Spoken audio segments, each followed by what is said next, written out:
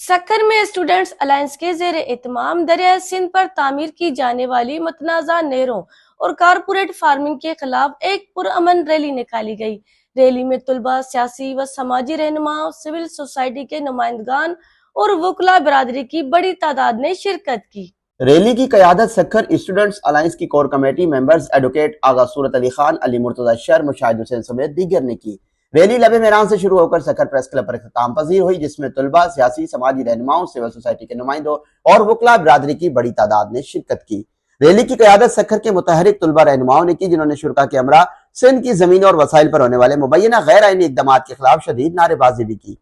Rally میں شریک مقررین نے اپنی تقاریر میں دریائے سندھ پر بننے والی نہروں کو سندھ کے آبی وسائل پر حملہ قرار دیتے ہوئے کہا کہ یہ نہریں غیر قانونی اور غیر آئینی ہیں اور سندھ کی زرخیز زمینوں کے وسائل پر قبضے کی سازش کا حصہ ہیں۔ مقررین نے کارپوریٹ فارمنگ کے نام پر سندھ کی زمینوں کو سرمایہ داروں کے حوالے کرنے کی شدید مذمت کرتے ہوئے کہا کہ سندھ کے مقامی کسانوں زمینداروں کا حق ان سے محروم کرنے کی حقوق سے کوشش کی جا رہی ہے۔ ریلی کے آخر میں رہنماؤں نے اعلان کیا کہ جدوجہد صرف سکر تک محدود نہیں رہے گی، بلکہ سندھ بھر میں عوامی سطح پر اس تحریک کو وسعت دی جائے گی اور ہر فورم پر سندھ کے حقوق کے لیے آواز بلند کی جائے گی۔